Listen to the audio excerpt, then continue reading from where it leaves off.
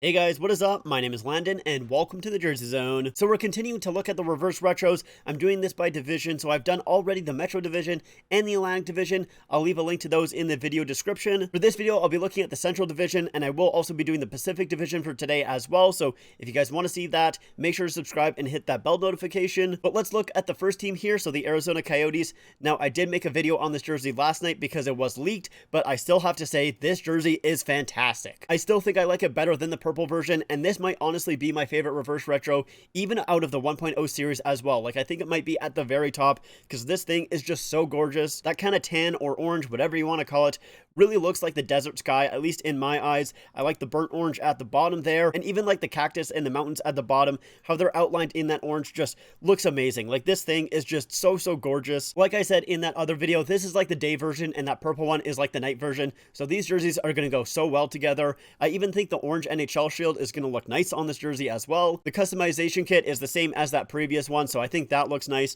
Like, overall, this jersey is just so gorgeous. I'm easily buying this one. There's no doubt in my mind. This one is an easy purchase. The next team we have to take a look at is the Chicago Blackhawks, and honestly, this is like the opposite side of the coin, where honestly, I think this might be the worst reverse retro. Like always, I'm not a fan of that wear mark. I just don't think it looks great, but the unusual part, at least for myself, is that I also don't like the striping. Usually, I like that kind of striping where it's a little bit strange, has a ton of striping to it, but for me, it feels a little bit too sporadic, a little bit too chaotic, and it doesn't really feel like there's a pattern to it, so I just don't really like it. And I also don't like the fact that there is only one shoulder patch with the Chicago Blackhawks logo. The other one is apparently blank, at least as far as I know that is the case, but they haven't really shown us too many pictures. I don't even have a picture of the back of this jersey. For some reason, and kind of like the last time we did the reverse retros, the Chicago Blackhawks really have not released a ton of stuff with their jersey. It's almost like they don't even want to participate in the reverse retro series. At least that's kind of what I get out of it, because they really just don't release a ton of footage from it. But yeah, anyways, I don't think the back of the jersey is really going to save it for me. I just really don't like this thing.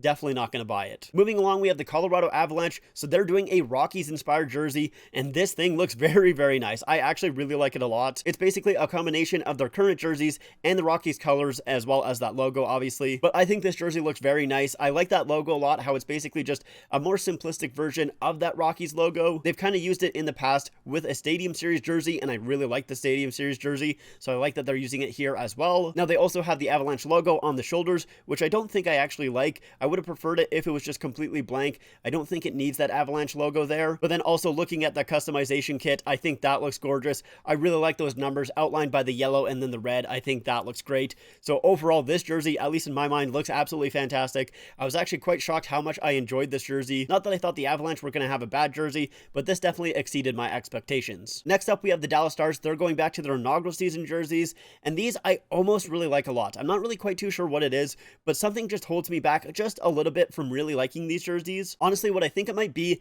is kind of like that white outline striping that it has. I think if that was in silver and kind of like that sparkly silver like it has on the logo itself, I think I would really like this jersey a lot. But since it is white, or at least it kind of looks white to me in this photo right here, it just comes off all right to me. Not really too great, although I do like the striping on the jersey, and I also like that original logo as well. I like that they're kind of bringing that back without the Dallas on the top, because that is how they had it in their inaugural season. And I do like black for the jersey itself. I think that works fine for the Stars. The name and number on the back, that also looks pretty good. So overall, like, everything really about this jersey, I do kind of like. It is basically just that white striping where I kind of wish it was in that silver. I think it would look just a little bit nicer, but I still do think these are nice looking jerseys, just not ones that I would buy. Now we have the Minnesota Wild. They once again are doing a throwback to the Minnesota North Stars, this time in that green version instead of the white. Now, I will say I don't like this jersey as much as I thought I would. Honestly, it might kind of be like that first reverse retro with the Minnesota Wild, where my initial reactions are not really too high, but then it grows on me quite a bit. That's kind of what I think will happen with this jersey right here as well, because I do like that white striping underneath the shoulder yoke there. I think that looks fine, and the name and numbers on the back once again look fantastic, like they did with last year's reverse retro. And it's not like it's too different from last year's reverse retro as well. It's basically just a dark version of it, so I do think I will like this jersey in just a little bit, but for some reason my first impressions are just not really too high. Now we're on to the Nashville Predators. They're going back to the Mustard Cat jersey. Now, I did talk about this jersey yesterday when it was leaked, but just to go go over it again. I do like that they're going back to the mustard cat jersey. I think that is amazing,